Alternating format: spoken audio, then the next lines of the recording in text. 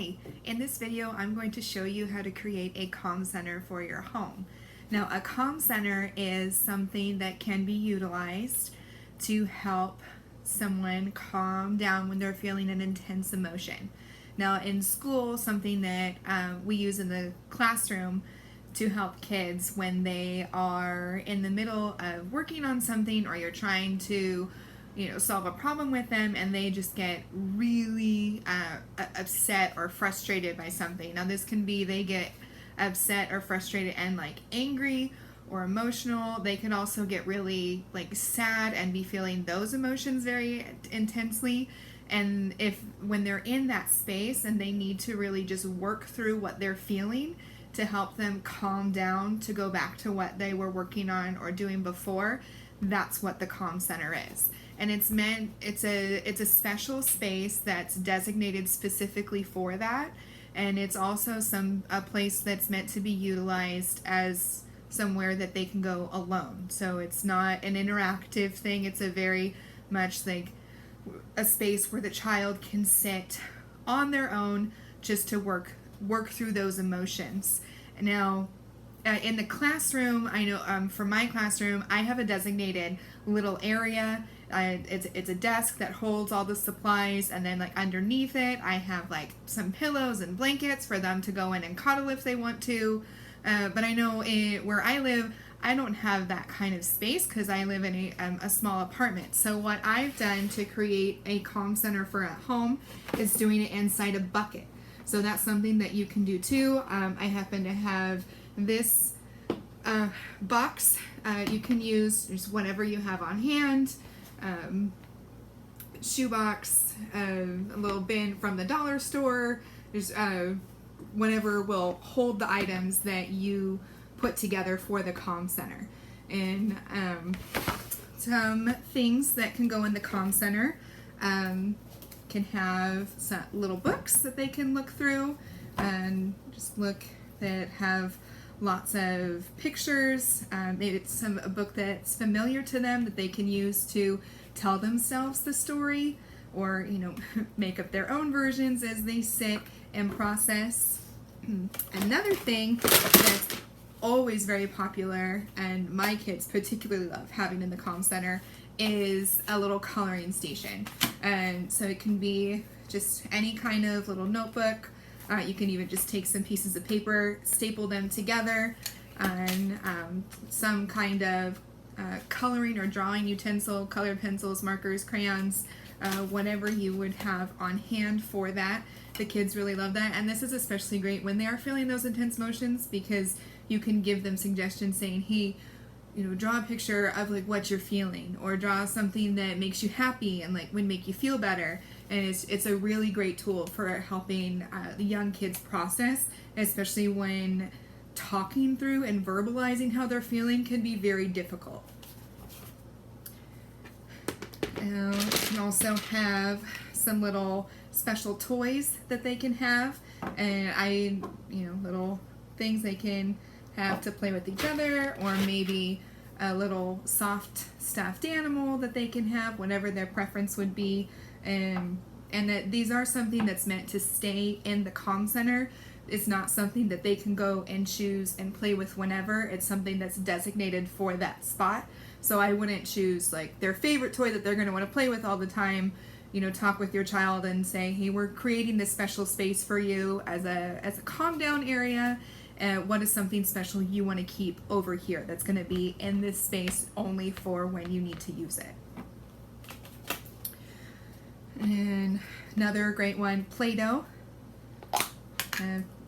Just because it's very hands-on and tactile, and it has like that great unique feel to it. They can make whatever they want, and it's got that great Play-Doh smell to it. Some other great hands-on tactile pieces, because some kids find the act of being able to manipulate things with their hands, or just feeling different things on their hands, is really good as a way for them to process and self-regulate. I have just some like a beaded necklace or a string of beads or something, like costume jewelry or whatever, They can, hold on to it. They can press it like to rub between their fingers. They can, loop it through their fingers. They could even set it down on the counter, and if it's a circle, snake it through. And also it does make that sound, so they, the kids might also find that to be enjoyable and useful to them when they're self-regulating, is having that auditory piece too. Another thing that has both that texture and auditory piece is a hairbrush. Now I would probably recommend a smaller, like travel size brush, like one you can about maybe like this big, but it's got like that unique feel that they can feel on their hands. They can even rub it or roll it on their skin depending on the level of pressure that they're looking for. And then if it's this kind of a brush with the little plastic ends and they run their fingers across it, it makes that sound, and that's another piece that can be useful to them. Another thing that I had just on hand at home is a hair tie, and they can just stretch, go, move it, manipulate it however they want to. And being able to move it across their body like that, the way that your brain processes that kind of movement, is very helpful. Another thing is some kind of a ball. This is a hacky sack, so it's actually quite dense, but if you have something, anything that's going to be difficult or provide resistance when they squeeze it, because the act of tensing up your body and then releasing that pressure is very productive to your body for releasing stress when you're working through intense emotions. So a stress ball, or if you have like a firm like foam ball, or I know some like pets toys can be dense like that, can be useful. And then the last thing I had in here is this little cloth, and it's just something they can feel and hold on to. Some kids like to just sit and move their fingers on soft fabric, and they find that very comforting. I also like this one because of the pattern, because it's something that if they sit and place flat on the table, they can trace their finger over one of the colors as they go across, and just having that simple act of having their finger trace over something, and it, it's not super complicated. It's very, can be very calming, kind of putting a kid in that kind of zen space. And then another tool that usually goes with the calming center that I have in the classroom are sand timers. Now I don't have any at home, but you can use a timer like on the oven or on your phone, like that. Depending on how stressed or upset the child is, I usually do 2 to 5 minutes, and saying, okay, here's your time at the calm center, use whatever you would like. One rule I usually have with my classroom is one item out at a time, because if they bring out multiple things, it can be overstimulating, or it can just turn into a lot of play, which, if they get to the point where they're just playing, then they should be ready to move from the calm center back to what they were working on before. But having that timer and just giving them, okay, here's your items, here's your space, you're going to be here for this time. When the timer goes off, it's time to clean up and come back. And it's very productive for the kids once they kind of get used to it. If your child's not used to a calm center, they may ask for it a lot just because it's new and it's fun and they want to work with all the things. That's great. Let your kid do that.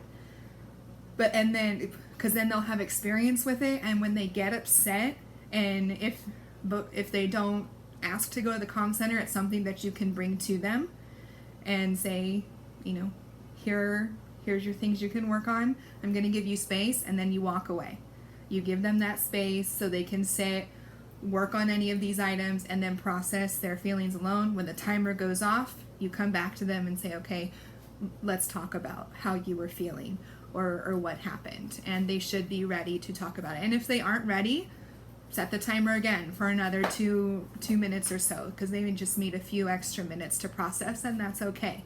It's all about teaching kids that they're experiencing a lot of different emotions. It's okay to have those feelings, and teaching them how to work through those feelings and regulate it so that way they can return back to their activities and work, having worked through their emotions in a positive and constructive manner.